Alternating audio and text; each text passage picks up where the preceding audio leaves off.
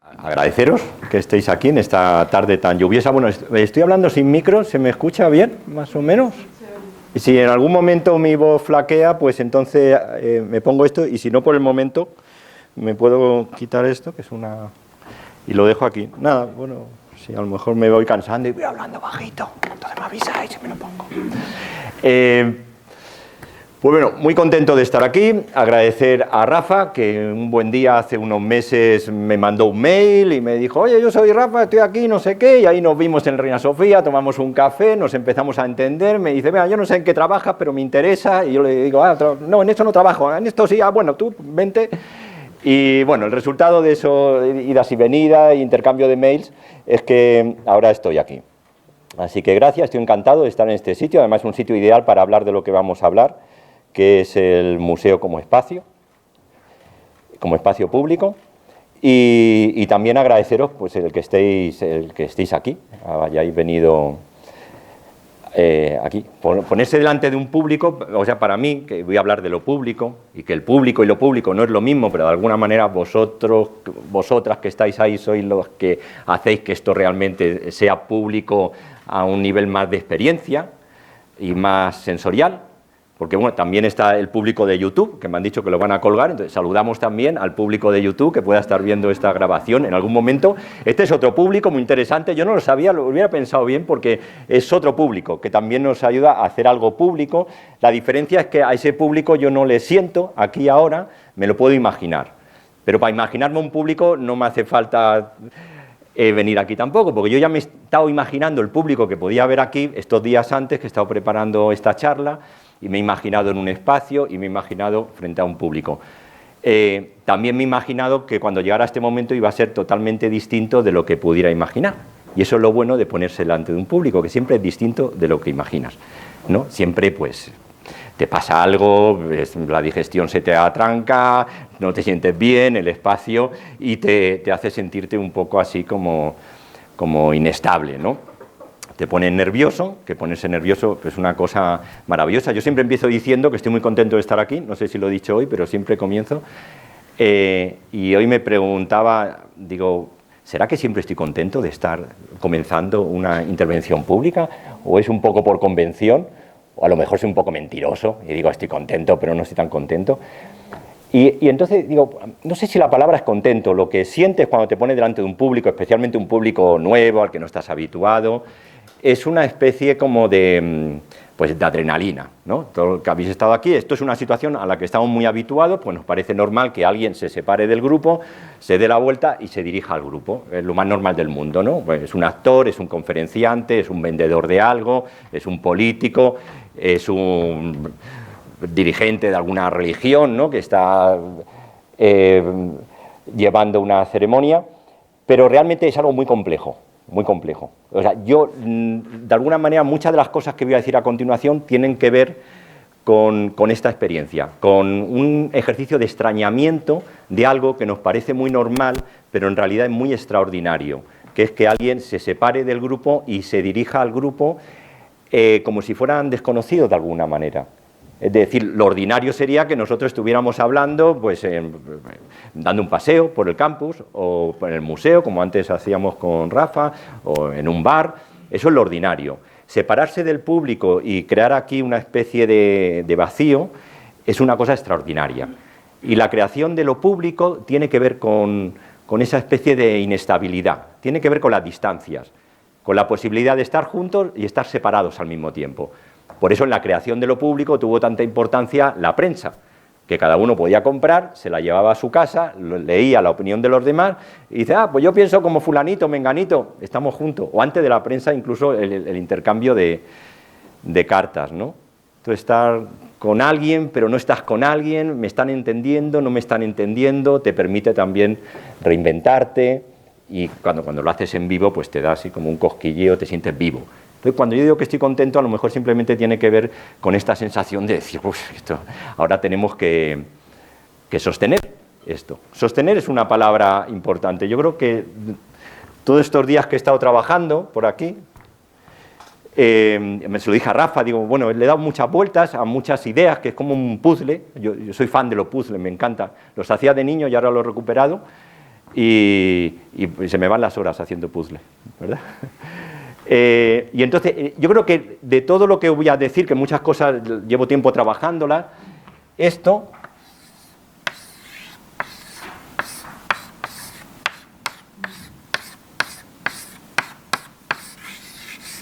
sostener. Bueno, me ha iluminado, me ha parecido como... O sea, tenemos que sostener el tiempo que vayamos a estar aquí. Este sostener, podemos complicarlo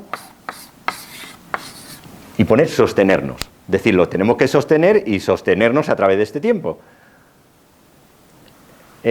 Claro, también nos podemos poner como más negativos y de decir, bueno, llega un momento que esto es insoportable, que este tipo no se calla, que no deja de hablar, que no me entero de nada, y entonces, claro, bajaríamos a otro nivel que es resistir. Estoy aquí resistiendo esta conferencia y, bueno, no sé ya ni qué hago. Es otro nivel, resistir. En principio vamos a ser positivos y vamos a sostenerlo. Vamos a sostenerlos todos los que estamos aquí. Incluso gente que no está aquí también participa en sostener este lugar, gente de producción, técnicos, del sonido, que me ha puesto estas cosas, es decir, somos muchos los que estamos y muchos que no estamos y también de alguna manera indirectamente están aquí, es decir, hay presencias que no se las ve. Esto es un tema importante también, los fantasmas, gente que está, agentes, factores que tienen que ver con que este lugar sea posible y que ahora mismo no están físicamente. Pero los que estamos somos nosotros, lo vamos a sostener desde lugares distintos. Claro, yo estoy aquí, me hago cargo de este lugar, vosotros estáis ahí, os hacéis cargo de este lugar. Vale. Como esto muchas veces parece que no es suficiente, no, pero el público tiene que hacer algo, tiene que estar vivo, el público está muerto, pues se inventó ya hace tiempo una palabra, bueno, una palabra muy importante de todo esto de lo público, que es participar. Participar.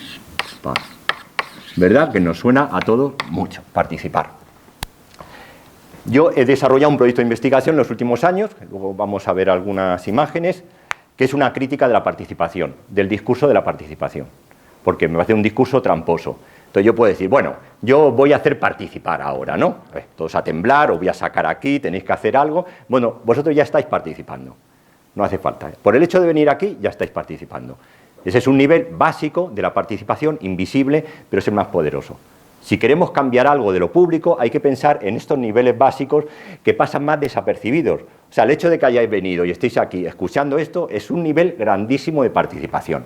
No hace falta. Me estáis escuchando, estáis pensando en esto, o a lo mejor estáis pensando en otras cosas, pero habéis venido aquí, ¿no? Eso ya es algo grande, ¿no? El que podamos estar aquí me parece ya, pues bueno, no sé, podríamos hacer muchísimas cosas. Vamos a hacer lo que tenemos que hacer, ¿no? Pero imaginaos, tenemos 2 horas o 1 hora y algo para estar juntos. ¿Cuántas cosas podemos hacer? Ahora somos 20 personas a lo mejor. Pues no sé, podemos reinventar el mundo. Podemos... No sé, hay muchas posibilidades. Pero vamos a hacer esto. Pero podemos pensar al mismo tiempo todas las cosas que podríamos hacer o no vamos a hacer, o que a lo mejor las estamos haciendo indirectamente. O que de alguna manera también las estamos sosteniendo. Es decir, nosotros lo que vamos a sostener realmente ahora pues es pues un seminario, una conferencia. Cada uno lo va a sostener desde su lugar, el lugar que le corresponde, ¿verdad? Yo lo sostengo desde aquí, vosotros lo sostenéis como público, el cámara lo sostiene, ¿no? Grabando, alguien que lo esté en YouTube está sosteniendo algo. Claro, el de YouTube puede cortar en cualquier momento, dice, se corta, mañana sigue o pasa a otro vídeo. Ahí a lo mejor habría que pedir un compromiso, decir, no, si empiezas a ver este vídeo lo tienes que ver hasta el final, y si no, no empieces. Claro, allá sostener, resistir. Entonces, bueno, lo que vamos a sostener pues es una conferencia, un seminario, pero la pregunta es si estamos sosteniendo más cosas aparte de esto. O sea, ese es el nivel más evidente de lo que se sostiene, ¿no? Es como la excusa, es el discurso explícito.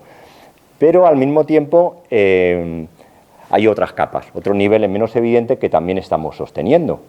Estamos sosteniendo como parte de este seminario, pues bueno, una actividad de este museo o una actividad de la Universidad de Pamplona.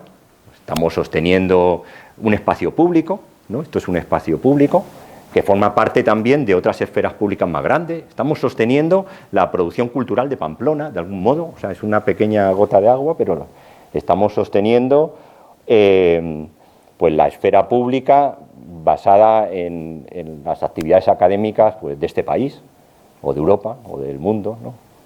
Y también sostenemos...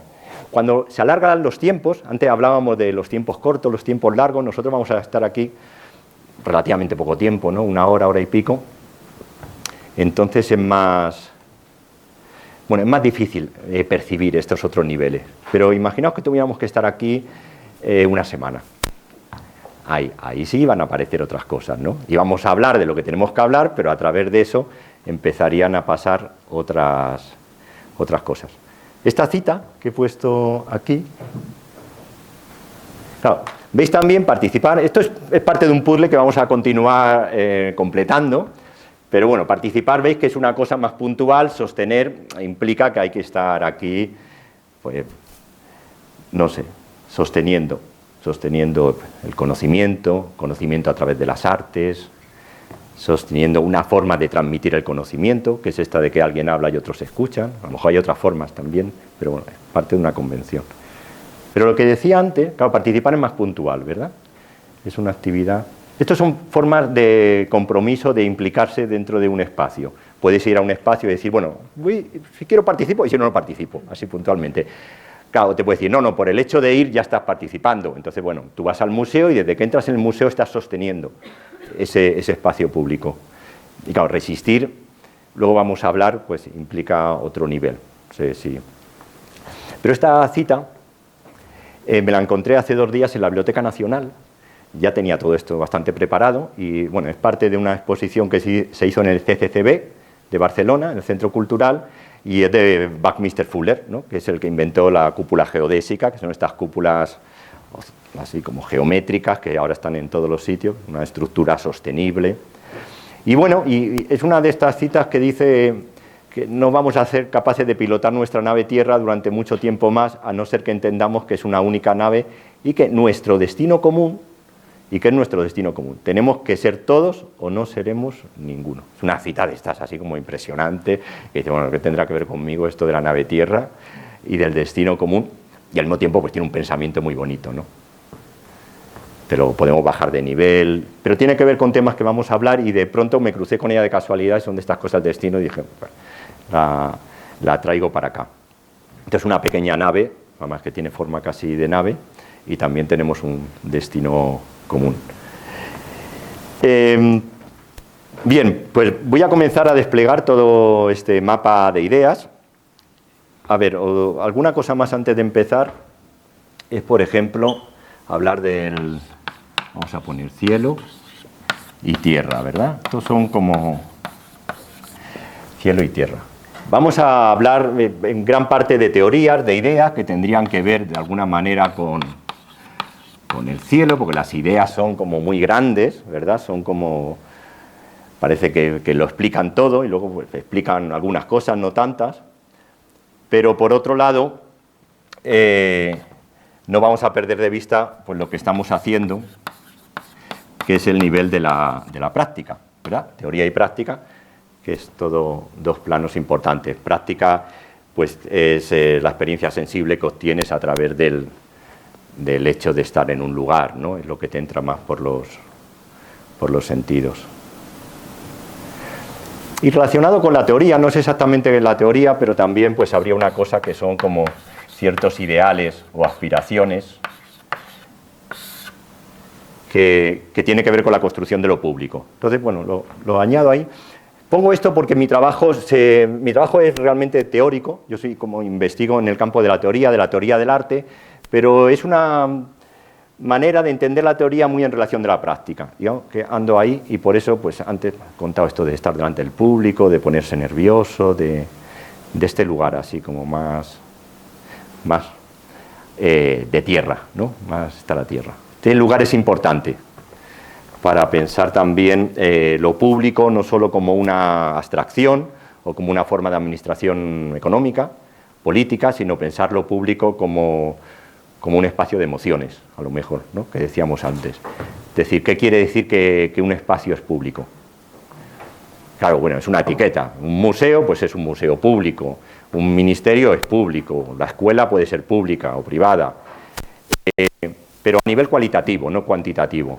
Yo cuando puedo decir que siento que algo es público. Puedo estar en un espacio público y digo, bueno, no sé, no siento que esto sea público. Y a lo mejor hay otros sitios que digo, pues mira, no sé, me siento... ¿Qué quiere decir, no? Sentir algo como público. Claro, eso implica repensar lo público a otro nivel, a nivel de lo sensible. Y entonces, bueno, ahí habría que ver a dónde llegamos, ¿no? Bien, igual si hay alguna duda en algún momento, alguna cosa, me lo decís. Mi idea es no hablar más, bueno, digamos media hora a partir de aquí, ¿no? Son las 6:30 casi, traigo el reloj.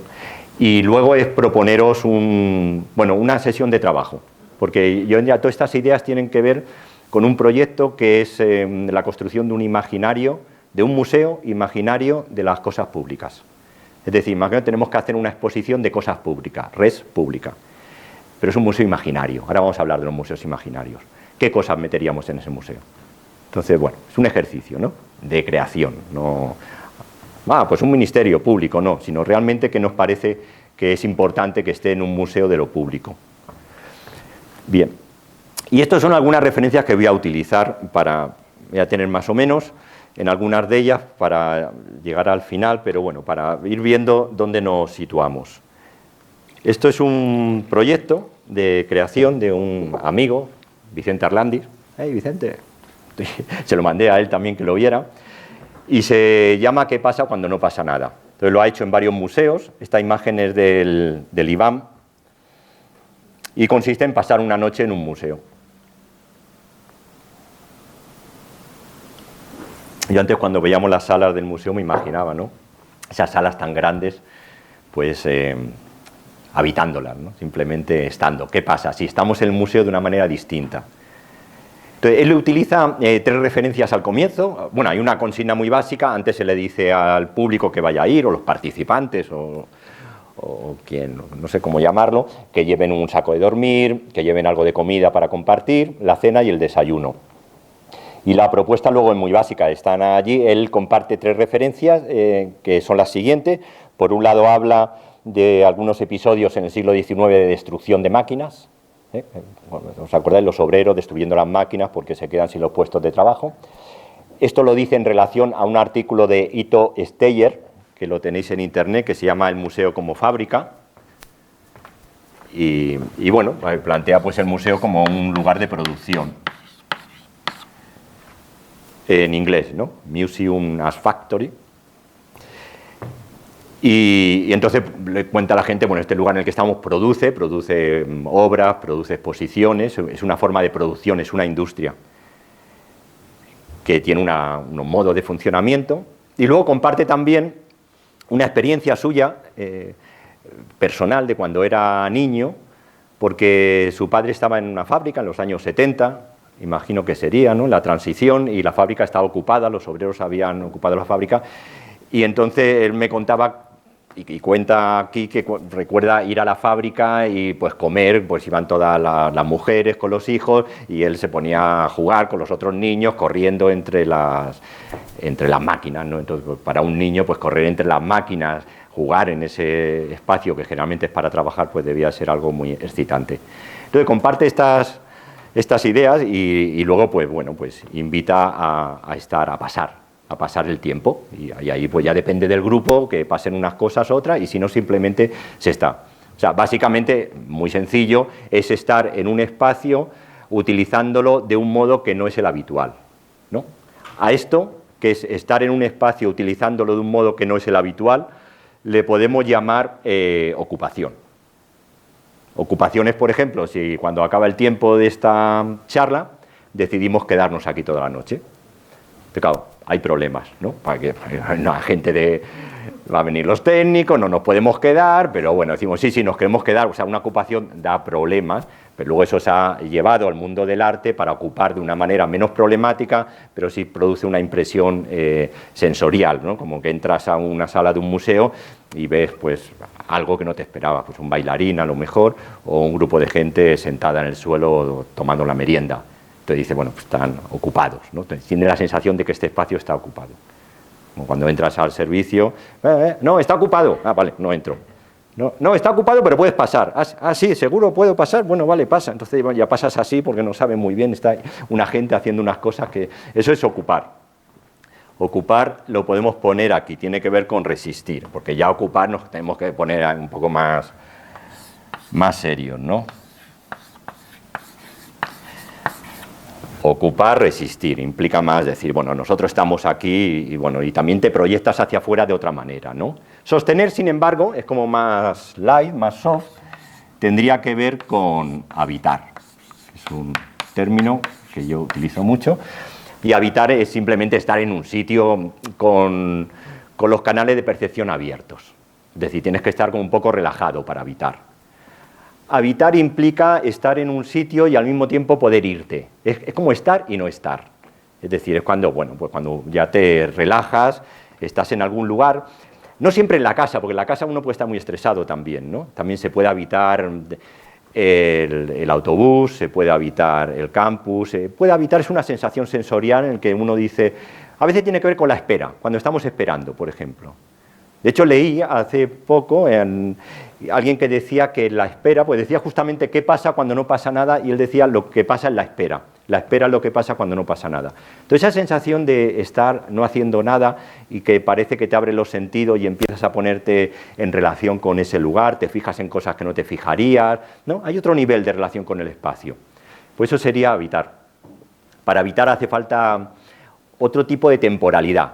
Yo no diría que necesariamente larga, es otra percepción del tiempo. Podemos habitar algo 2 minutos, pero hace falta que esos 2 minutos nos podamos perder, que estemos ausentes y también estemos presentes, ¿no? Es así como, si por ejemplo ahora me estáis escuchando, pero en un momento dado os acordáis de algo que os pasa por la cabeza y os vais, viajáis, luego volvéis, me escucháis otro poco, ¿no? Como que estáis y no estáis, pues es un modo de habitar un espacio. Cuando hay tiempo más largo, pues eso llega a un momento que se termina produciendo sí o sí, porque yo creo que los hombres, las personas, tienden a habitar los espacios, es decir, a estar en un lugar, no buscando la rentabilidad de ese lugar, sino simplemente estando.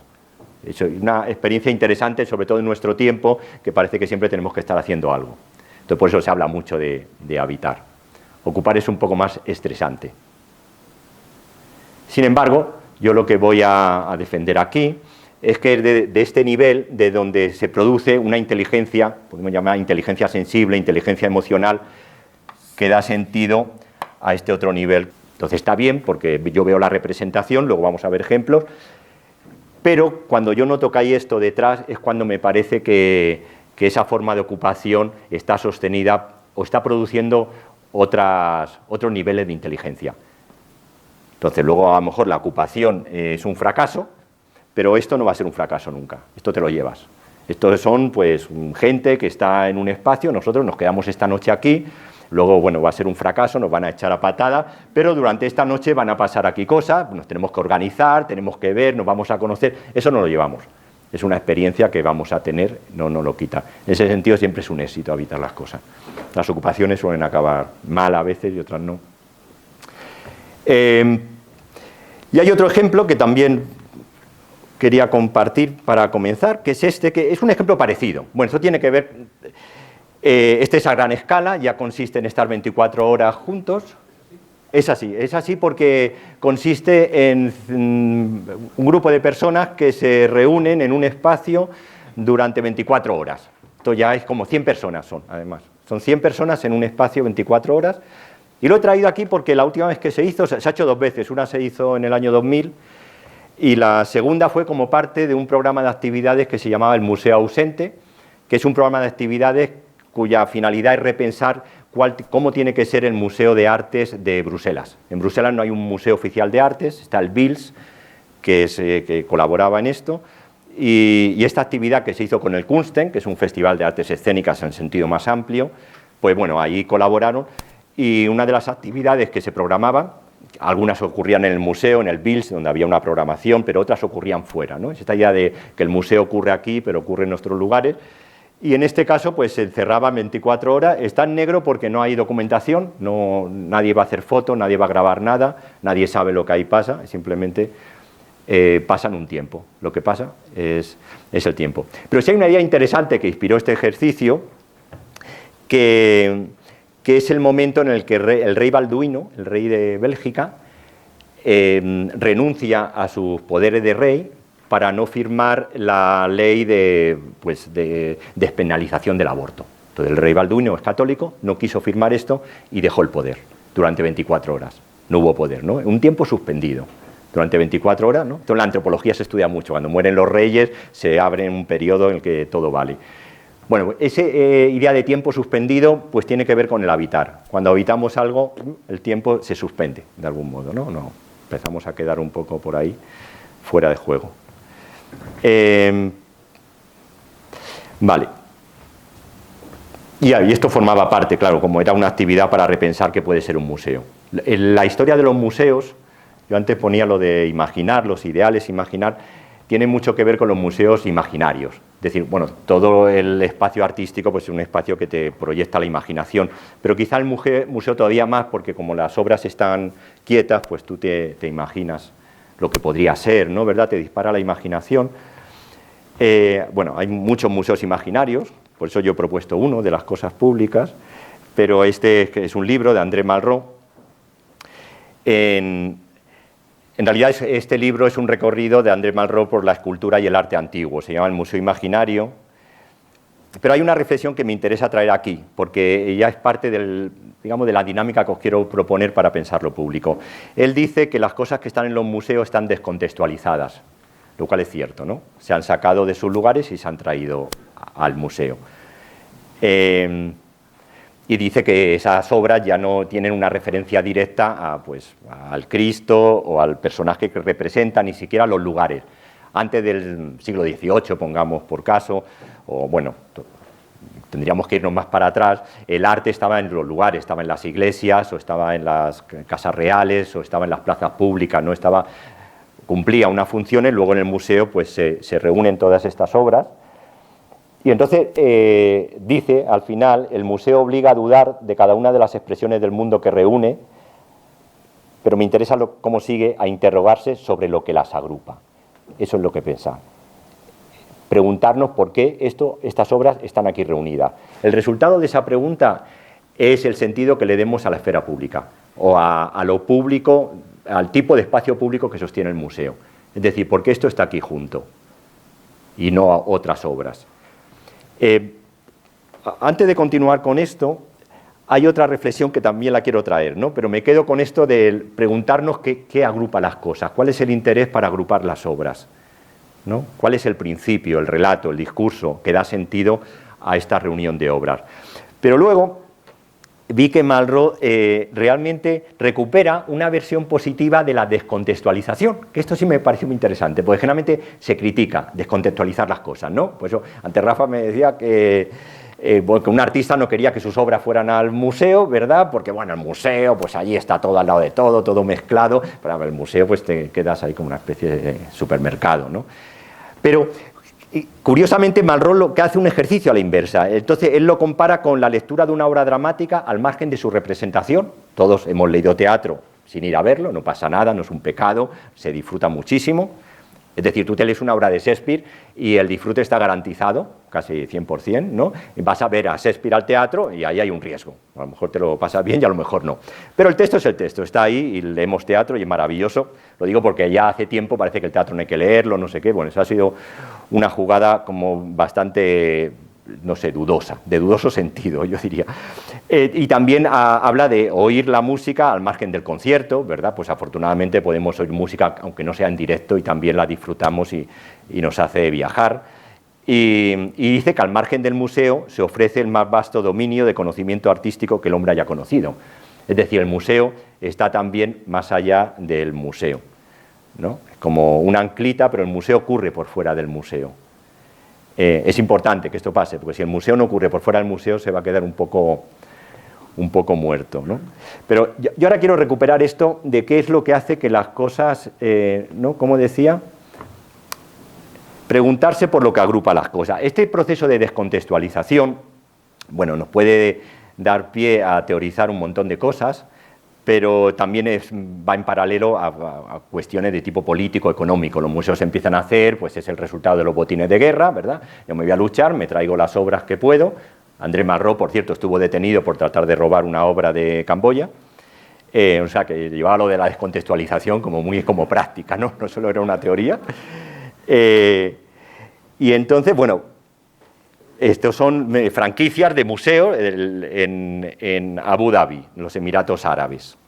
Entonces está el Louvre, que es este que veis arriba, ahí como flotando, es una isla, la isla de la felicidad se llama. Toda esta isla que está en Abu Dhabi, los Emiratos Árabes, es un sitio donde hay mucho dinero, hay petróleo, desde hace unos 40, 50 años, antes había camellos y era más rural, pero bueno, el petróleo cambió y quieren convertir esta isla pues en un espacio, bueno, pues de cultura, de hoteles, como muy de lujo, y entonces pues el arte vale también para legitimar ese espacio, ¿no? Y ahí hay dos museos. Claro, esto es ya la descontextualización no de las obras, sino de los museos. Como ya es como rizar el rizo, porque dice, bueno, vamos al museo, vamos a tratar de entender qué tienen que ver estas obras, por qué están aquí reunidas, pero claro, ahora tratar de entender qué hace un museo ahí, qué hace el Louvre ahí o qué hace el Guggenheim. Bueno, claro, hay una cuestión económica por detrás, son franquicias y hay un funcionamiento económico que tiene que ver también con el tipo de esfera pública que sostiene el arte. Eso tampoco lo podemos perder de vista. Bien, pero esta historia que yo os quiero empieza aquí realmente, en este sitio tan entrañable, un teatro griego, ¿verdad? Los orígenes del teatro. Claro, hablo de museo y no empiezo con un museo antiguo, empiezo con un teatro. ¿Por qué? Porque los museos en aquella época no eran espacios públicos. El museo se hace espacio público cuando se convierte en institución pública, que eso es más reciente. En ese momento las obras que eran los botines de guerra pues estaban en los palacios o estaban en las casas nobles y tenían acceso a algunas personas. Eso las obras descontextualizadas, que serían lo comparable a los museos de hoy. Luego estaban las obras que estaban en las iglesias, que esas sí, claro, que tenían una repercusión en la construcción del espacio público. Sin embargo, las artes vivas, que es un tipo de objeto distinto que el cuadro, da lugar a otra dinámica, a otra forma de conservación. Las artes vivas, es decir, el texto dramático, hay que actualizarlo. Y ahí me hace falta un actor, y para que el actor actualice el texto, hace falta un público. Y entonces, bueno, eso es público, quieras o no quieras. Aunque no sé, bueno, los griegos sí tenían esa conciencia de lo público, pero luego va en muchos teatros que solo por esta dinámica hace que el teatro haya tenido como, y lo sigue teniendo, ¿no? El mito del teatro es que es algo público, donde va el público. Ahora ya, pues, museo y teatro se han cruzado. Yo, preparando estas reflexiones, me preguntaba realmente por qué la historia del museo y el teatro han sido realmente tan paralelas e independientes. Es decir, la discusión del teatro, el lugar que ocupa el teatro en el imaginario social, es uno, ¿no? Tiene que ver con el público y educar al público, instruirle, y el museo es otro, es muy distinto. ¿No? Y bueno, pues tiene que ver en parte porque conservar un tipo de obra y otro es distinto. Claro, las artes vivas, en el siglo XIX, cuando los primeros museos de arte contemporáneo se querían distinguir de los que ya había, decían que eran museos de artistas vivos. Entonces así, pues unos museos, los de artistas vivos, se diferencian de aquellos que eran de artistas muertos. Pero bueno, luego las cosas se complicaron. Puede haber un artista vivo y que el arte esté muerto, y un artista muerto y que el arte esté vivo, ¿no? Estar vivo, estar muerto es... Bueno, de eso vamos a hablar ahora. Estas instituciones dan lugar a unos funcionamientos, ¿verdad? El público entra, pues hay unas formas de estar, de utilizar estos espacios públicos, el público las conoce y lo utiliza, y eso pues nos da unos papeles, hay una división de roles, ¿no? De quién actúa, quién mira, y hay unos valores. Las instituciones van acumulando valores, conocimientos, y nosotros aprendemos de las instituciones como un baúl de conocimientos y también de valores. Claro, hay que ver los valores de la institución y hay que ver también dónde estamos ahora, ¿no? Este es el ten con ten. Y si nos vamos al museo, pues bueno, es otro tipo de espacio, muy distinto. O sea, yo diría que realmente no es tan distinto, pero claro, en los museos el que pasa es el público. En el teatro el público se queda y pasan los actores. Como que estás y la obra pasa, en el museo las obras quedan, pasan los actores.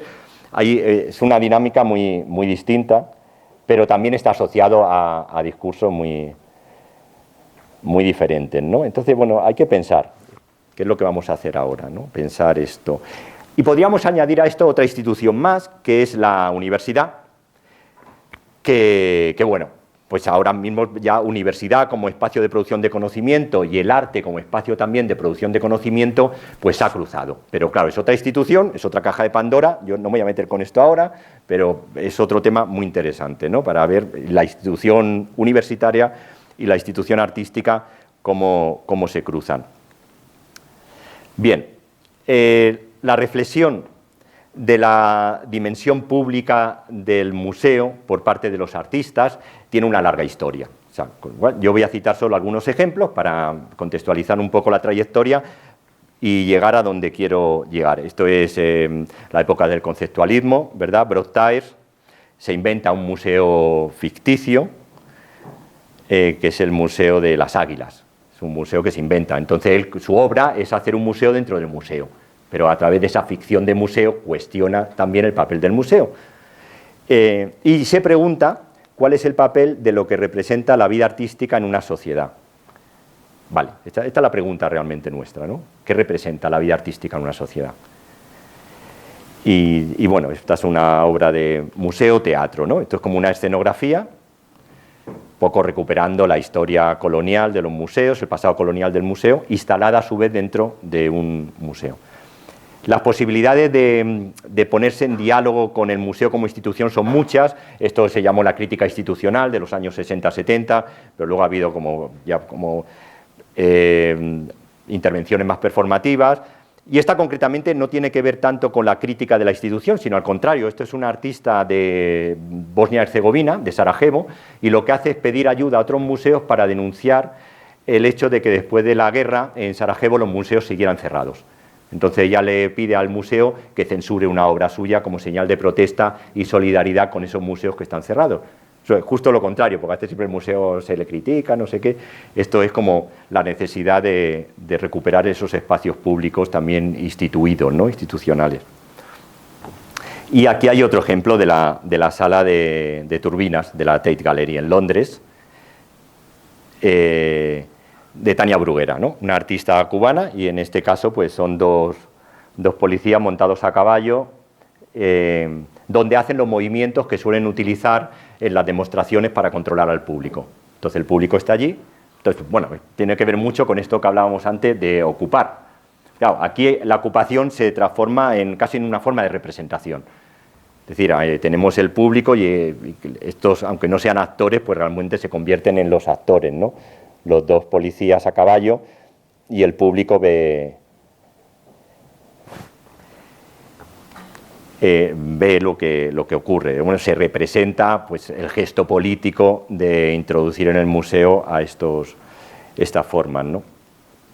Bien, el punto de llegada, en todo caso, la pregunta que tenemos que recuperar de todo esto, ya la planteó Brian Dougherty en un libro que se llama sobre el cubo blanco, ¿no? Entonces esto es Brian Holmes citando a Dougherty y refiriéndose al arte como célula especializada. Entonces le dice: lo que está en juego es la tensión irresoluble entre el deseo de convertir la célula especializada, que es como Brian Dougherty llamó el espacio de representación público del arte moderno, en un potencial de conocimiento vivo que pueda alcanzar el mundo exterior, y la conciencia de que, por contra, este espacio estético especializado es una trampa instituida como un tipo de acercamiento. Bueno, es la dinámica entre la institución, que tiene unos límites y tiene un funcionamiento interno, y el mundo externo, ¿no? Esto, instituir y desinstituir para que la institución se siga alimentando del mundo exterior. El público, que vaya público, pero no solo que vaya público a ver las obras, sino también que haya como una relación, que el museo, la institución, tenga oídos a lo que está pasando para poder repensar la forma de sostener ese espacio público.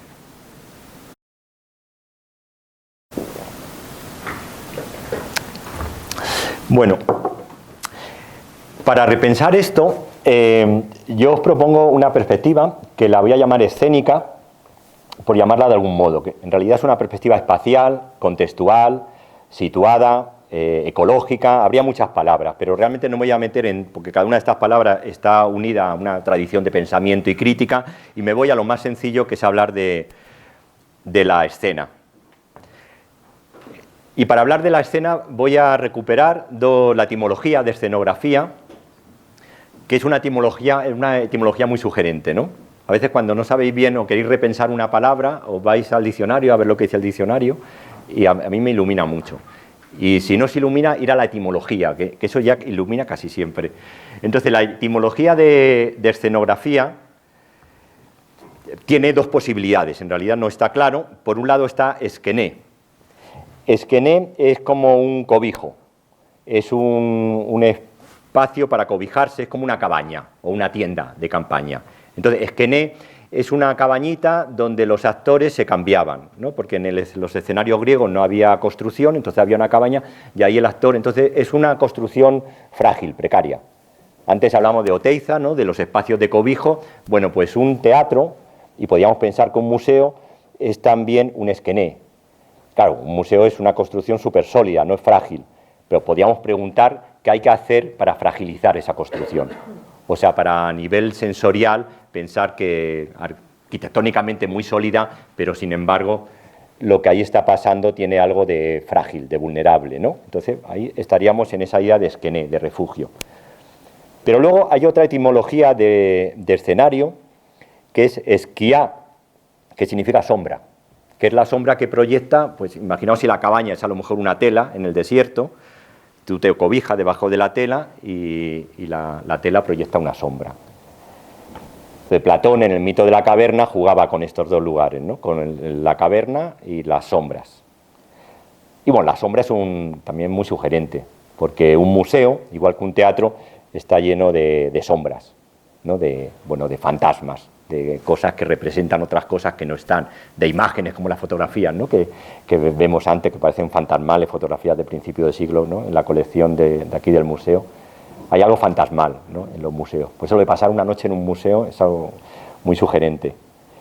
De estos dos elementos, por un lado el espacio para habitarlo y por otro lado las sombras, que son estas presencias fantasmales, nos falta otro, que es el actor o el público. En realidad, el actor y público, que parecen cosas muy distintas, ¿verdad?, como opuestos, el actor y el público tienen una relación especular. Yo, según cómo actúo, construyo un lugar para el público, y según cómo el público, o sea, son como las dos imágenes que se reflejan a sí mismos, aunque estén en lugar invertidas, ¿no?, de forma invertida. Bien, para pensar el público, que es lo que nos falta a esto, ¿no?, porque tenemos el lugar, el espacio, tenemos las sombras y nos falta el público, que es quien va a ver esto. Os propongo como un giro, que es un giro importante.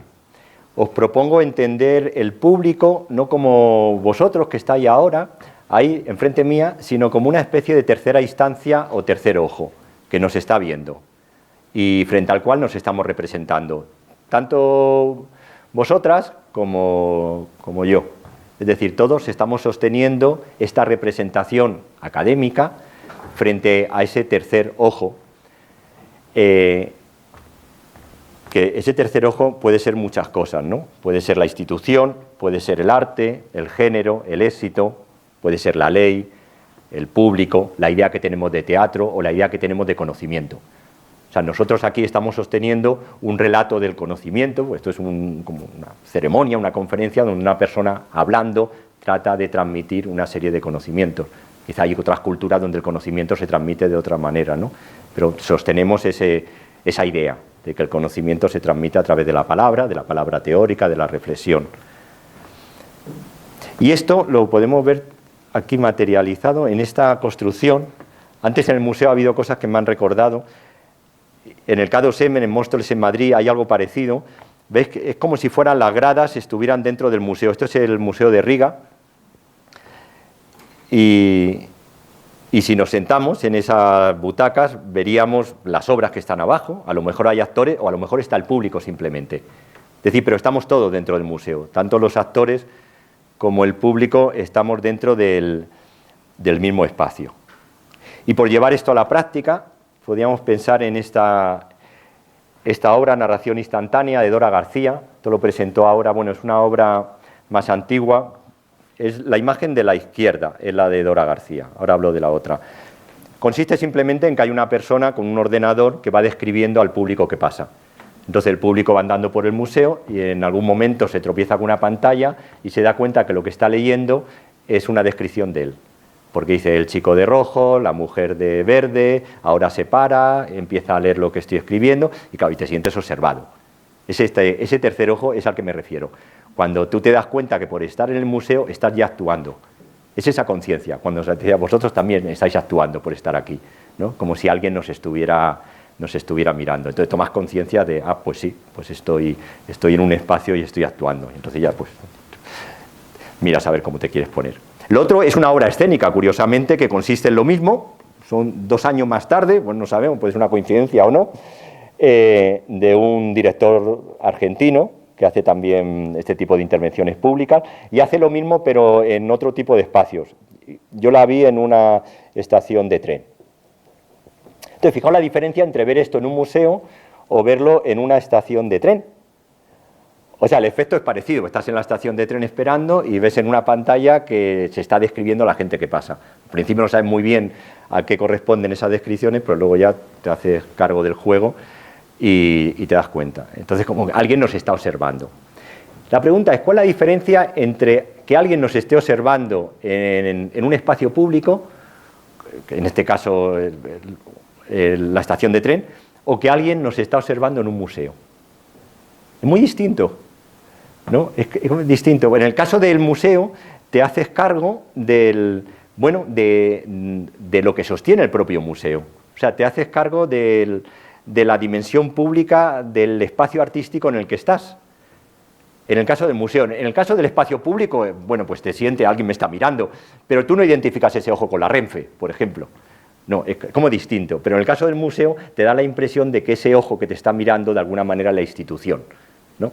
En el caso del otro, bueno, sí, es una intervención artística, un performance, está haciendo algo. Pero en el caso del museo dice, claro, es una obra de Dora García, pero la sensación que te da es que en el museo me están observando, que por estar en el museo yo estoy participando de un espacio público. Y esta es una imagen del Reina Sofía, ¿no? Con el público leyendo sus descripciones, así en la pantalla. Y ahí se ve, ¿no?, la persona que lo está escribiendo. Entonces, imaginaos que estas personas que están mirando ese texto, así boquiabiertas un poco, no estuviera el texto y tuviéramos solo a las personas, como si fuera una escultura viviente. Y lo comparamos con estas esculturas de Juan Muñoz, menos mal que tengo los nombres. ¿Veis? Estos paisajes escultóricos donde la obra desborda el marco, están instalados en cualquier lugar, en el Reina Sofía hay varios, pero están por todos los sitios, y el público anda alrededor de estos personajes. Son unos personajes raros, se les ve como muy cercanos y al mismo tiempo muy extraños, y no sabemos qué están haciendo. Son todos iguales y todos parecidos. Bueno, son un poco fantasmales también, ¿no? Un poco como sombras. El público también es un poco fantasma, ¿no? Es el fantasma del público, ¿no? Está ahí, está callado, forma parte de un grupo.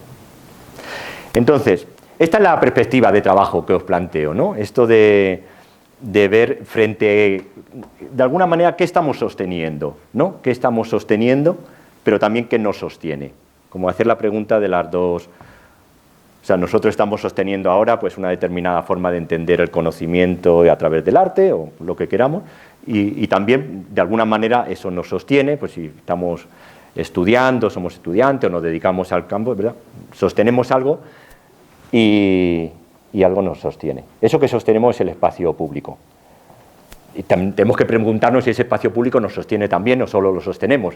¿De qué medida nosotros decimos sí? Pues la idea de nación, por ejemplo, la sostengo y me sostiene. ¿O no? ¿No? ¿Cómo? Bueno, pues es un juego. Para ahora, cuando tengamos que hacer el museo imaginario de las cosas públicas, es un juego que podemos aplicar para ver qué cosas queremos meter en este museo y cuáles no. Bien. Entonces ahora vamos a ir con lo de lo público, ¿no? Hemos hablado un poco de la perspectiva escénica, así como de trabajo, luego la retomamos, no pasa nada. Pero ahora vamos a hablar de lo público, cómo entender lo público.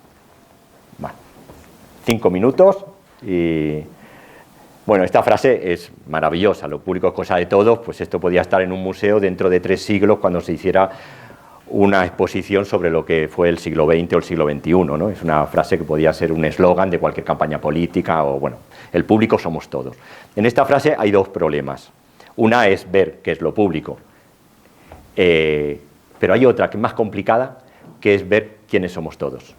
O sea, realmente el problema de lo público es el todos, porque todos no somos nunca todos, pero nos gustaría ser todos, ¿no? Es decir, hay una cosa ideal, estamos en el cielo, la teoría, los ideales, aquí estamos todos, ¿no? Vamos a poner aquí todos. Idealmente estamos todos, es un espacio inclusivo, todos iguales, todos al mismo nivel. Ese es el sueño de lo público. Es un sueño político que sostiene la democracia, ¿no? El sistema político en el que vivimos. Nos gustaría, en esta conferencia, ese espacio público, estáis todos, pero luego no están todos, ¿no? Luego, al final, siempre estamos algunos. Bueno, está bien, ¿no? Mejor algunos que nadie, pero no estamos todos. Sin embargo, podemos pensar que hipotéticamente, idealmente, podríamos estar todos. Nos gustaría que estuviéramos aquí. Bueno, ahí tenemos dos elementos para discutir, ¿no? Este todos, que es un poco complicado. Esto de, bueno, pues la universidad somos todos, el museo somos todos, la iglesia somos todos. Bueno, a ver cómo lidiamos con este todo. Sin embargo, es una aspiración legítima. Pensar que la calle es de todos. O sea, el hecho de que no funcione así no quiere decir que tengamos que renunciar a ello. O sea, eso es una cosa buena de nuestra política, vive de sueños. De sueños solo no se vive, pero está bien que soñemos, está bien que imaginemos. Este espacio de sostener está relacionado con la imaginación.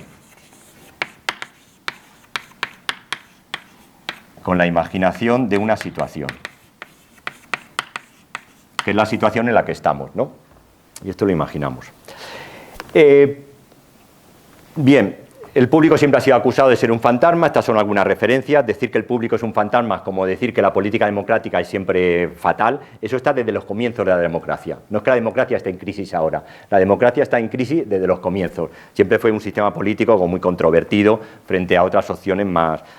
Y el público siempre ha tenido una cosa pues manipulable, pues el que es el público, al público se le manipula, el público no actúa, siempre actúa alguien en lugar del público. Sin embargo, hay alguien que en los años 90, esta última referencia, que se llama El fantasma de la esfera pública, que le da la vuelta a esto y recupera la dimensión fantasmal del público. Y dice, no, pero está bien que el público sea un fantasma.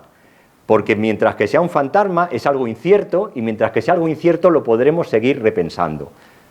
Entonces, vosotros que sois público ahora y tenéis esta cosa fantasmal, me permite a mí reinventarme frente a vosotros, que os conozco, pero no os conozco realmente. Y como os desconozco, yo también me puedo permitir el lujo de desconocerme y reinventarnos. Es decir, todo lo que tiene que ver con lo público, como decía antes Ana María, ¿se llama? Ana Marta, que se ha ido, es algo incierto, lo público. Pero está bien que sea incierto. O sea, el problema es cuando lo público deja de ser incierto. Ahí tenemos un problema, porque tiene que ser incierto, porque este todos nunca es todos. Y como nunca es todo, pues siempre tenemos que poner en duda si estamos o no estamos todos, qué es lo público o qué no es lo público. Y esta es la idea que he retomado ahí de Lefort, y que está desarrollada en esa referencia del artículo de Rosalind Deutsche, que la tenéis en internet, que se encuentra bien, y ahí habla de la democracia como un lugar incierto y que hay que sostener, ¿no? Que yo que hablaba, pues bueno, sostener esto que no sabemos muy bien lo que es. Y bueno, y aquí comienza como otro nivel de trabajo, que lo voy a resumir, otra línea, pero voy a ir cortando porque esta es una definición que da Arendt en su libro sobre lo público. Entonces, lo público generalmente se estudia mucho en relación a lo privado, ¿verdad? Lo contrario es la manera más fácil de entrarle, que es una aproximación muy económica por otro lado, ¿no? Yo tengo propiedades económicas y luego salgo a lo público y me relaciono con lo público en relación a mis intereses o mis no intereses. Luego está lo público como lo común, que es a lo que se refiere Arendt aquí. Entonces, Arendt dice que la esfera pública nos junta y no obstante también nos separa, hace que podamos vivir juntos. Distancia, estamos juntos, pero no tan juntos que sería esto insoportable. El problema, dice, lo que hace tan difícil de soportar a la sociedad, mira, soportar estaría más en resistir, ¿no? Lo que hace tan difícil soportar a la sociedad de masa no es que seamos muchos, no es el número de personas, sino el hecho de que entre ellas el mundo ha perdido su poder para agruparlas. Es decir, el problema es que no sabemos qué nos agrupa, no sabemos como lo del museo, qué agrupa todas estas obras dentro del museo, qué nos agrupa a nosotros. Estamos aquí agrupados, pues somos los vascos, los de Pamplona, somos navarros, somos españoles, no somos españoles. Entonces, bueno, eso está un poco incierto. Entonces ella utiliza un ejemplo, que es un ejemplo de un grupo de espiritismo, ¿no?, que están haciendo la ouija y que alrededor de una mesa. Y dice, imaginaos que un grupo de haciendo espiritismo le desaparece la mesa y sin embargo tienen que seguir sosteniendo la mesa. Vale, esa es una buena definición de lo público. Lo que sostenemos, pero no lo vemos muy claro. Lo que sostenemos, pero de alguna manera es una ficción. Creemos en ello, pero no está muy claro. Esa también me parece que es una... Entonces, yo he traído este ejemplo porque realmente tiene que ver con esto que digo, que es sostener una ficción. Este es un experimento de los años 70, donde un grupo de científicos invocaban a un fantasma, está en internet también los vídeos, bueno, no tiene desperdicio, eran científicos, de verdad, y invocaban a un fantasma que se habían inventado, o sea, que era el tal Philip. Y estos se hicieron famosos y fueron a la televisión a hacer las sesiones de espiritismo y tenían una audiencia tremenda. La gente iba a ver si ese fantasma, que era un personaje inventado, se aparecía o no se aparecía. Y entonces, más recientemente, en unas jornadas que organizamos, un artista, Ignacio Tejedor, hizo una sesión de espiritismo inspirada en este experimento. Yo lo conozco por él, donde los actores, que bueno, en realidad no eran actores, pero en este caso hacían de actores, se reunían antes en la sala y se concentraban para invocar a este mismo personaje, que es un personaje del siglo XVIII. Entonces, cuando ya llevaban un rato concentrados, entraba el público, en silencio, claro, para no... y se sentaba a ver la sesión de espiritismo, a ver si el fantasma se presentaba o no. Bueno, es una manera casi como muy gráfica de ilustrar esto que decía Hannah Arendt, de que lo público es como una mesa que tenemos que sostener, pero la mesa ha desaparecido. Vale, aquí tengo otros ejemplos, pero ya lo voy a ir dejando para terminar de completar el puzzle y con esto acabaría.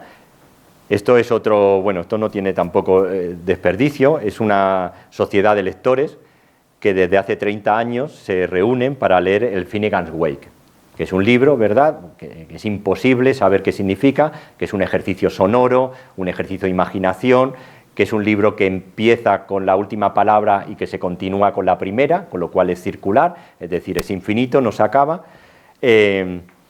Y entonces esto de que un grupo de personas se reúnan para sostener la posibilidad del sentido de un libro que desborda todos los sentidos, me pareció también una buena metáfora, ¿no?, para ver qué es lo que estamos sosteniendo y creer en ello. Y a pesar de que el libro es imposible de entender, aunque está lleno de sugerencias y te lleva a 1000 lugares, seguir ahí. Pero hay otros ejemplos más físicos. Esto es un proyecto de Rafael Tormo, un artista de Valencia, que lo hicimos justamente en el marco de una jornada sobre perspectivas críticas sobre la idea de participación, y consistía en construir esta estructura de madera, que es una estructura muy pesada, realmente, y luego, bueno, pues él te preparaba y todo, y había que levantar, esto lo hicimos en Salamanca, y había que conseguir mover esa estructura que te dejaba fatal la espalda. Entonces, bueno, era un ejercicio también de fe. Y dice, voy a hacer esto, me voy a estropear aquí la espalda para esta historia. Entonces la pregunta finalmente con la que yo empezaba al comienzo, pues sería esta: ¿qué estamos sosteniendo y qué nos está sosteniendo?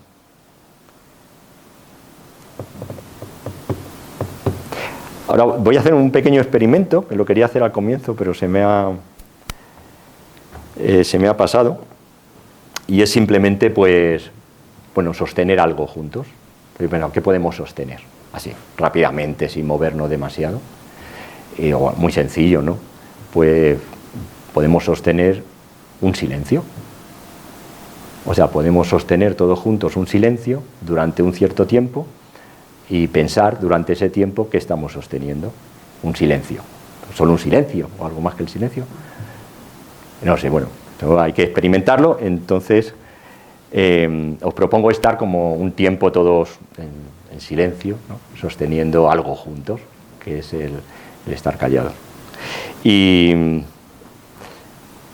bueno, esto se puede hacer con más tiempo, menos, 10 minutos, 15, 20, 30. Vamos a hacer simplemente 3 minutos, va a ser muy bueno, ¿no? 3 minutos. Entonces, si alguien tiene un cronómetro de un móvil, pues nos avisa cuando empieza y... Empezamos. Vale.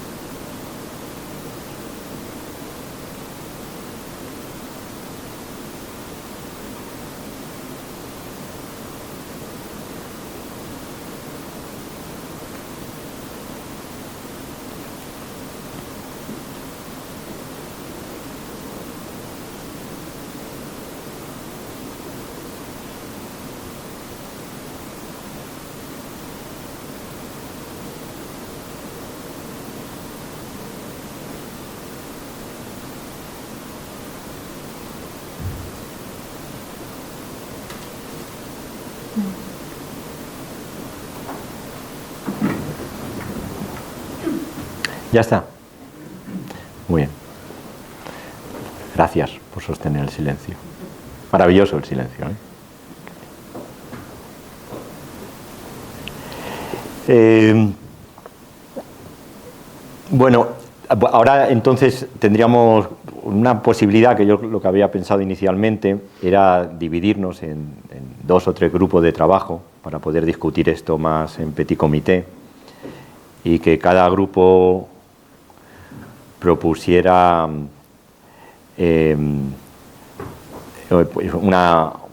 bueno, imaginaos que cada grupo tuviera que hacerse cargo de una sala. Esto es el Museo Imaginario de las Cosas Públicas. La curaduría de este Museo Imaginario estaría delegada en una serie de grupos. Aquí estaríamos unos cuantos, puede haber más, ¿no? Pues esto es un proyecto grande de trabajo. Y entonces cada grupo tiene que pensar, primero pensar qué cosa pública quiere rescatar, y luego pensar cómo la traduce en una obra, en una intervención, en una forma de mediación, en una forma de producción. Es decir, es importante pensar que los agentes en el mundo artístico, cuando hablamos de esfera pública, no son solo los artistas, ¿verdad? Está el público, están los productores, están los técnicos. Entonces, en cada uno de estos grupos, pues habría, a lo mejor algunos sois curadores, otros sois público, otro, digo, no soy nada, pero el público somos todos casi. Y cada grupo, pues, discutiría primero un poco a nivel teórico y luego lo traduciría a nivel práctico y propondría algo, que puede ser una obra o puede ser una propuesta de intervención en el museo, de trabajo con el público, de mediación, puede ser una instalación. Es decir, como, bueno, intervenir esa exposición y proponer algo para traducir estas reflexiones a nivel sensible, ¿no? Como que te hable a otro nivel. Bien, esta era una idea y no sé, que también depende que os pide el cuerpo, si os apetece estar ahí o si no también podemos abrir aquí como un turno de preguntas más general y hablar entre todos. Sí. Ese mismo ejercicio que planteas de pensar en qué rescatar o cómo curar eso, pero construirlo entre todos. Ah, vale, entre todos así en abierto. Sí, o sea, con propuestas. Bueno, lo podemos hacer entre todos. Sí, porque bueno, somos pocos. Hay una cosa llamada Open Space, que a lo mejor lo habéis hecho alguna vez, que es una dinámica de discusión en grupo. Entonces, la tesis del Open Space es que las cosas más interesantes cuando vas a un congreso se dicen en los pasillos, o se dicen en el desayuno, o se dicen no sé qué, en los lugares intermedios. Es decir, el nivel de intercambio que hay en un pequeño grupo suele ser así como más que así. Pero como no tenemos mucho tiempo, lo podemos. ¿Qué os parece? Si no, o sea, en realidad esto sería para un taller más largo y bueno, y trabajar durante una semana y terminar llegando a nada. Gracias por ser público. También os quería, bueno, ir pensando esto, quiero completar este cuadro, así abusando un poco de este tiempo, que ya no es el mío, pero este cuadro continúa, esto es el puzzle que os decía antes. Estos son los niveles de implicación. Tú puedes ir a un sitio con mentalidad, digo, participo o no participo, y ya veo yo si quiero o no quiero participar. Puedes ir diciendo, voy a sostener aquello, o puedes ir así más combativo, bueno, voy a estar allí y me quedo hasta que me echen. Esto sería la forma de relacionarse con el espacio. Y aquí hay una palabra maravillosa que es visitar, ¿no? Yo puedo ir a un lugar a visitar, los museos se visitan. No se dice visito un teatro, ¿no? Dice voy al teatro, es distinto, pero el museo dice has visitado. O bueno, o simplemente has ido, da lo mismo. Una visita, voy puntualmente y me vuelvo, como un poco la mentalidad con la que va uno pues, a una actividad cultural, ¿no? Voy y vuelvo. Habitar implica voy y no sé el tiempo que me quedo. Estoy un rato, a lo mejor estás 5 minutos o estás 7 horas, no lo sabes. Y bueno, serían distintas formas de relacionarse con un espacio-tiempo. Estas son distintas formas de implicarse con lo que ahí va a tener lugar, con la dimensión colectiva, ¿no? De lo que... Y esto sería la actividad que podemos desarrollar. Entonces, participar está relacionado con una palabra, ¿no? que os suena a todos, que es interpretar. Y lo que se interpreta, pues bueno, así en plan clásico podemos decir que son representaciones. Este mapa no lo creáis mucho, porque como me gustan los puzzles, yo trato de cuadrarlo todo, pero como decía Adorno, todo lo que está demasiado cuadrado es mentira. Entonces desconfiad de él. De hecho, la idea del trabajo en grupo era desmontar este mapa, era pasároslo y desmontarlo. Y bueno, entonces uno interpreta el sentido de las obras, ¿verdad? Pero como esto es muy pasivo, pues aquí dice, bueno, hay que participar también, ¿no? Es todo un poco la historia, o una manera muy simplificada de entender la historia del arte moderno, o cierta historia. Esto es otro nivel, el de la situación, y aquí tendríamos otro que es el de la intervención, que estaría más relacionada pues con la acción, ¿no? La performance o la acción directa, con lo cual tendríamos 3 niveles, que es representación, acción y situación. Ya está. Entonces, tema para otra conferencia, lo de la situación, ¿no? Pero quería completar el... ¿Tiene una intervención? Si, aunque soy la parte, no sé si alguien quiere hacer una intervención. Yo tengo una pregunta. Venga, porque la mía es muy pedante, o sea que prefiero que venga la primera. La mía, no, creo que no es pedante. Es una pregunta directa es pedirte que aclararas un poco más esa idea de sostener lo incierto. Me interesa también en lo público los contenidos. O sea, tú has estado preguntando qué es lo que nos une, ¿no? O sea, o qué es lo que une las obras del museo, o qué es lo que nos une. Entonces, yo no sé si es sostener lo incierto, es sencillamente sostener el deseo de estar todos. Sí. O no tendría que tratarse de sostener algo que es lo que nos une. O sea, a mí me parece que la dificultad de lo público es ese punto, lo que nos une. Lo que nos une. Sí, o sea, que Claro. la dispersión, la fragmentación, la diversidad, eso descompone lo público, y entonces la construcción de lo público creo que tendría que ver con construir eso. Claro. Algo que una, no solamente el hecho de estar juntos. Sí, algo que nos ponga en relación. Es que ese es un incierto que sostenemos. Sí. Bueno, antes, digo, ahora como las preguntas parece, por eso la dinámica en grupo me gusta más, porque así no soy yo al que se le pregunta, sino que la gente habla. Pero yo solo añado una cosa: cuando pensamos en lo que nos une, hay que pensar en lo que nos separa, porque hay un mito del estar unidos y, bueno, queremos estar con los demás, pero queremos estar cada uno en nuestro lugar. Y el gran peligro de lo público, lo que nos une es lo que queremos, pero tenemos que pensar qué es lo que nos separa, porque ahí están las grietas. Es decir, lo que pone en peligro lo público, claro, hay que buscar lo que nos une, pero también hay que ver cómo, a pesar de lo que nos separa, seguimos juntos. La dificultad está en el otro lado. El otro lado está muy bien, ¿qué nos une? Pero ¿y cómo, a pesar de que hay cosas que nos separan, hay cosas que nos unan, ¿no? O sea, como pensar los dos niveles. Pues no perder de vista al otro tampoco, ¿no? A mí me gustaría... ¿Puedo? Vale. Hay dos ideas para mí muy bellas. Una es africana, la otra es mesoamericana. La africana es el Ubuntu, ¿no? El yo soy tú, tú eres yo, y somos lo mismo, ¿vale? Es el Ubuntu. Los mayas se saludaban in lakech, decía uno, es yo soy tú, y el otro le contestaba halaken, que es yo soy otro tú, ¿vale? Y en ese momento todo estaba al mismo nivel. Es decir, conveníamos que lo tuyo y lo mío tenían la misma importancia. La tragedia de la democracia, y por esto que es griega, es que es una demo, ¿no?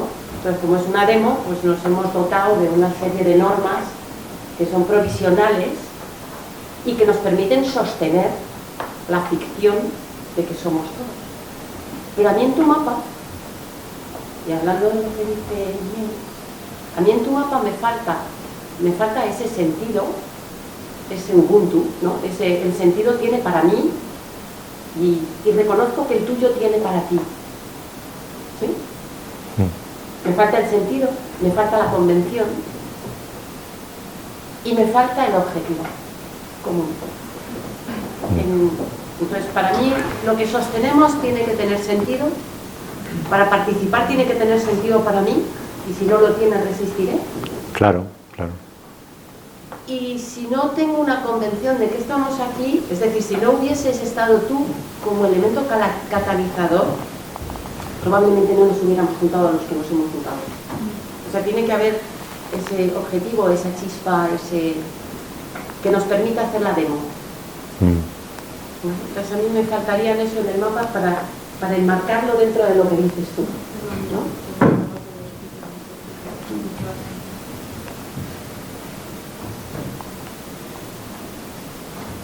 ¿Por qué? Ese puzzle te han quitado ahí un par de piezas. Está complicado el puzzle. Hay una idea final, que antes has hablado de la convención. Yo la convención la pondría, ese primer nivel, visitar, interpretar, participar, para mí tiene que ver más con lo instituido, y ahí entrarían más las convenciones, que son las convenciones, que son las reglas que ya conocemos, ¿no? ¿Te refieres a convención por...? Bueno, yo creo que hay como varias partes, ¿no? Yo trabajo en comunicación, en mi parte de comunicación. Y la parte de comunicación, los estilos perceptivos son extremadamente variados, ¿vale? Y hay patrones en las personas puedes ver el patrón perceptivo de las personas a través de cómo hablan, a través de cómo se expresan y a través de cómo construyen su propio circuito de pensamiento, ¿no? Entonces, la convención, fundamentalmente, y ahora pongo un ejemplo, dicen que cuando los españoles llegaron a América, los indios los creyeron dioses porque no pudieron ver los barcos. Tan solo los chamanes y las mujeres vieron los barcos porque no los concebían como posibles. La convención parte de aquello que cada cual concibe como posible. Es decir, lo que nos iguala es que todos tenemos razón, cada uno la nuestra. ¿No? Ponernos a sostener algo es compartir que tenemos alguna razón común. Y eso es para mí la convención. Estaría más en el sostener que en el participar. ¿No? Para mí. Claro, bueno, es complejo el mapa. Yo, estos argumentarios acerca de mi observación un poco pedacilla, pero no, porque vamos a ver, yo realmente, y lo confieso, no, ya he dicho, porque es que quiero hablar de Kant.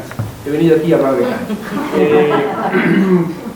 Yo o sea, en tu conferencia he estado pensando constantemente en el sujeto trascendental, que es un invento de Kant, es digamos, el sujeto de la conciencia, es el yo pienso que acompaña todas mis representaciones y que no es objetivo, tema técnico de cómo la conciencia, hagas lo que hagas, hay siempre un yo pienso que es anterior a todo pronunciamiento y que acompaña no temáticamente a todo pronunciamiento. Y eso que es muy complicado porque es, digamos, de filosofía del conocimiento, tiene su equivalente el imperativo categórico. El imperativo categórico es una ficción que quiero sostener como universal siendo particular. Y es lo único que me permite, en Kant, digamos, encontrar universalizable la máxima de mi comportamiento. Compórtate, que la máxima de tu comportamiento sea tal que sea universal, que cualquier ser humano lo pudiera universalizar. Si yo propondría, cuando tú decías de proponer, yo por ejemplo, vamos, digo, por decir tonterías, yo propondría salga usted como ejercicio en un museo, piense una acción, represente una acción cuya máxima sea universalizable. Eso lo propondrías para el museo, imaginario de las cosas. Ah, vale. Mira, este lado ya me interesa, el de las propuestas. El de la discusión filosófica también me interesa. Ya tenemos una propuesta. Haga usted una representación, una ficción, cuya máxima particular sea comprensible digamos, en su representación, en vivo, que sea universalizable como máxima, que cualquier ser humano pudiera aceptar. ¿Y qué es una máxima? Así para... La máxima es el principio de tu actuación. El principio de tu actuación. Es complicado eso, ¿no? Para proponerlo así al público en general. No, bueno, lo que pasa es que por eso hay que explicarlo, claro. No puedo explicar como en términos kantianos. Hay contratos a un artista, por ejemplo. No, sí, pero, o sea, lo que quiero decir es que cuando tú dices, yo quiero, además que esto tiene que ver con el teatro, cuando tú dices, yo quiero que, es un ejemplo mínimo, yo quiero que a través de mis gestos entiendan mi reacción de odio, mi reacción de ansiedad o mi reacción, tú estás buscando una forma de que tu cuerpo exprese universalmente ese comportamiento. O sea, que tu experiencia, aunque sea una ficción, sea revivible como una experiencia de cualquiera de esas emociones. Entonces, bueno, no es que esta práctica sea, esta es una práctica, la práctica del teatro es esa, pero digamos que a mí me parece que la posibilidad de que algo, en el contexto de lo que tú lo has dicho, o sea, que la posibilidad de que haya algo público es que efectivamente la máxima de cualquiera de mis comportamientos privados o individuales sea universalizable. Y la máxima quiere decir el porqué de mi actuación. Bueno, lo dejo ahí, es viernes. Bueno, quizás tenemos todo el fin de semana y no quiero complicar la existencia de nadie, pero vamos, eso es lo que a mí se me ocurre.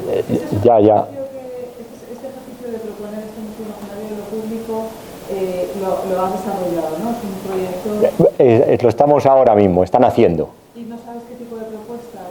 No, las estoy escuchando. No, de esto lo he pensado en relación a esta presentación. Voy a seguir trabajando con ello. O sea, yo lo universalizable lo veo complicado, pero bueno, porque son muy distintos unos de otros. Sí, o sea, en realidad, al final, lo que quiero decir es, si eso no es posible, Kant no tiene el imperativo categórico de Kant, o sea, no hay una ética universalizable. Bueno. Vale, claro, claro. Yo, de todas maneras, yo pensaría, yo siento, luego existo, ¿puede ser? En lugar de yo pienso, luego existo, o no. Yo pienso. Y pienso correctamente o incorrectamente. No, yo pienso y yo estoy pensando, bueno, es un poco como es como la conciencia cartesiana. Ya, bueno, yo pienso, luego existo, lo veo, me parece... O sea, a mí me gusta jugar con ello. En lugar de yo pienso, yo siento, luego existo. O yo soy pensado, luego existo. O yo amo, luego existo. O yo soy sentido por otro, luego existo, ¿no? Como que le puedes dar así mucha vuelta y te abre un mundo de posibilidades. Pero claro, pensar es una posibilidad, sí. Bueno, yo tenía una duda aquí entre si estamos hablando de lo universal equiparándolo a lo público. No, lo universal se ha introducido... Yo realmente soy mucho más... O sea, yo para mí la clave de todo esto es que nos... Perdón, yo introducí lo universal, pero el todos. Ah, el todo es universal. Bueno... Es pertinente hablar de universal porque universal es la palabra que se refiere a todos. Se refiere a la única manera de poder decir que algo es público. Si es verdad que lo público es todos, eso es lo universal. Ya. Yo también por esa parte de lo público hablaría del pueblo y de los ciudadanos, ¿no? Y de realmente qué implica ser un ciudadano y si es público es porque tú eres pueblo y porque tú has devenido parte de esa comunidad realmente. Y eso hasta qué punto es siempre universal y no se rige por la institución, la convención, etc. Claro, sí, yo también pienso que es muy distinto una cultura a otra. A lo mejor hay cosas universales. Estas son cuestiones filosóficas muy complejas. No solo en tema cultural, sino también en tema de, o sea, lo público, desde su propia etimología, aborda al ciudadano. Y el ciudadano dentro de una ciudad o de un sistema con su contexto y sus características. Entonces es el replanteamiento de lo público para qué pueblo, ir actualizando continuamente, instituyendo y instituyendo, que es esa voluntad, ¿no? Y esa libertad que tenemos de ir replanteando, recreando y actualizando lo que es público para nosotros. Eso es posible. Creo que es algo como que hay que estar. Realmente nunca es todo. El todo nunca es todo, ¿no? No, en nosotros nunca es todo. Ah, no, claro, nunca. Somos nosotros y no ellos. Yo en realidad esto lo pensaba, o sea, yo pensaba, ahora que has hablado de instituyendo, esto sería lo instituido, por ejemplo, el museo instituido, pues visito, interpreto, participo, y estos dos niveles, que esto es un museo más imaginario y este a lo mejor pues, más conflictivo, sería un museo como instituyente o constituyente, ¿no?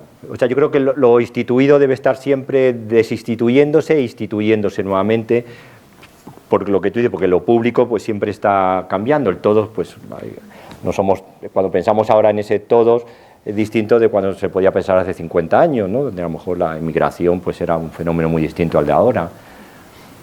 O sea, es algo como que ese demos en el que la base, ¿no? de legitimación del poder está en movimiento, son como tierras movedizas. ¿Pero en qué medida sientes lo público como propio? ¿Y en qué medida tú sientes que es público dentro de lo público que al mismo tiempo es un constructo de muchos privados? ¿No? Muchas veces cuando llegas al museo... público no es una suma de privados, es una superestructura, ¿no? Pero que no tendría sentido sin los privados. Yo creo que no, o sea, ¿No? es otro espacio. Claro. Una cosa es el espacio privado, aunque ahora está todo mezclado, como vemos. Una cosa es el espacio privado y otra cosa es el espacio público. El problema es la definición de cuál es el espacio privado. Otra cosa es que lo público lo habiten individuos, eso es otra cosa. Pero yo no hablo del espacio. Yo cuando pienso en lo público, no sé qué pienso en El espacio es una metáfora. No, para mí no hay una vinculación al espacio. Para mí uno de los problemas es que no sentimos lo público como propio. Entonces para mí la distancia que se genera entre lo público y yo, como ser que piensa, como ser que siente o como ser que experimenta y que tiene una potencia creadora, muchas veces nos perdemos toda esa potencia. Entonces, ¿por qué no definir, tú puedes, yo qué sé, crear una obra entre todas las creatividades de los individuos hasta construir una obra pública, ¿no? de creatividad colectiva, de distintos modos de pensamiento que se combinen en algo que sea al final de todo. O sea, sí, pero yo en eso también estoy un poco con Nieves de que realmente lo público no es la suma de individualidades, sino que es una superestructura que al final muchas veces anula esta privacidad, ¿no? Y es algo donde nos encontramos. Hasta cierto punto impuesto, ¿no? En el sentido de tu identidad personal no tiene nada que ver con tu identidad como ser público. Simplemente, y esto es muy visible, y es algo que muchas veces pienso por el tema de la burocracia y de cómo te identifican a ti como individuo. Y lo que te define como individuo en lo público no tiene nada que ver con lo que te define a ti en lo privado, en el ámbito privado. Entonces sí que veo que ahí realmente hay esa desconexión que yo creo que es como al final subjetivo de si tú te sientes como individuo privado que dentro de una esfera más grande forma parte de lo público, o si sientes que son como habitaciones separadas en las que tienes que convivir para operar privado.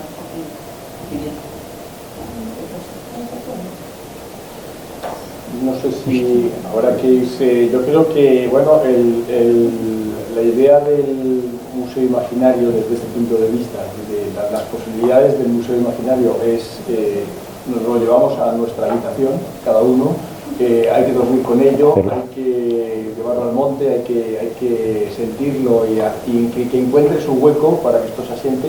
A mí me parece que es una idea muy bonita, muy llena de posibilidades, digamos, de reflexión, pero también de imaginación.